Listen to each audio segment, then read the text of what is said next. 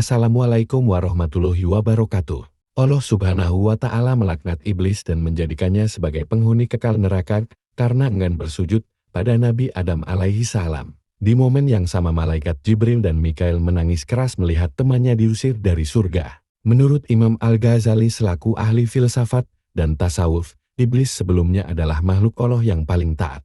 Bahkan Allah Subhanahu wa Ta'ala memberikan nama tertentu sesuai tingkat ibadah yang dilakukan sampai di langit ketujuh. Kisah menangisnya malaikat karena kesombongan iblis dipengaruhi oleh ketakutannya dari tipu daya Allah. Ketika iblis menampakkan diri dalam bentuk yang sebenarnya, malaikat Jibril dan Mikail menangis sangat keras. Kemudian turunlah pertanyaan pada keduanya, apa yang menyebabkan kalian menangis seperti itu? Keduanya menjawab, wahai Tuhanku, kami tidak merasa aman dari tipu dayamu. Dari sini, kemudian Allah menegaskan, memang begitulah seharusnya kalian tidak merasa aman dari tipu dayaku. Ketakutan malaikat terhadap Allah juga dijelaskan pada hadis riwayat Ahmad. Diceritakan Allah memiliki malaikat yang tidak pernah tertawas sejak neraka diciptakan. Hal ini dikarenakan ketakutannya terhadap murka Allah apabila harus mendapatkan azab pedih di neraka. Dari Anas bin Malik radhiyallahu anhu bahwa Rasulullah Shallallahu alaihi wasallam bertanya kepada malaikat Jibril, "Aku tidak pernah melihat malaikat Mikail tertawa." Malaikat Jibril menjawab, "Malaikat Mikail tidak pernah tertawa sejak neraka diciptakan." Hadis riwayat Ahmad. Pembangkangan yang dilakukan iblis benar-benar fatal. Berbeda dengan Rasulullah yang cemas dan khawatir dengan azab Allah Subhanahu wa Ta'ala.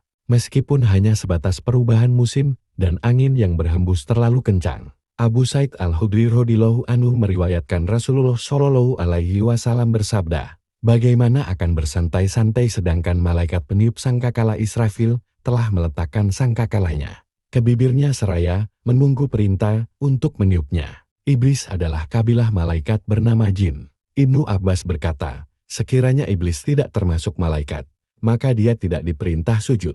Tadinya dia adalah penjaga langit dunia. Nama-nama iblis sesuai tempat tinggalnya tercantum dalam kitab Imam Ghazali. 1. Al-Habid ahli ibadah, penghuni langit pertama. 2. Syahid, penghuni langit kedua. 3. Tal-Aris, penghuni langit ketiga. 4. Al-Wali, penghuni langit keempat. 5. At-Taqi, penghuni langit kelima. 6. Malhasir, penghuni langit keenam. 7. Asasil 1000 tahun beribadah tanpa henti Sayyidul Malaikat, pemimpin malaikat, penghuni langit ketujuh. Setelah 80.000 tahun malaikat dan iblis hidup bersama, keadaan berubah ketika iblis enggan bersujud kepada Nabi Adam karena merasa lebih sempurna. Hal ini tertuang pada Quran Surah Al-Baqarah ayat 34. Artinya, dan ingatlah ketika kami berfirman kepada para malaikat, sujudlah kalian kepada Adam. Maka sujudlah mereka kecuali iblis. Ia enggan dan takabur, dan ia termasuk golongan orang-orang yang kafir. Alasan iblis menolak untuk sujud di hadapan Nabi Adam, karena kesempurnaannya yang terbuat dari api, dan lebih mulia daripada tanah. Api dianggap sebagai elemen bercahaya yang selalu berada di atas, berbeda dengan tanah yang berada di bawah, dan identik dengan kematian.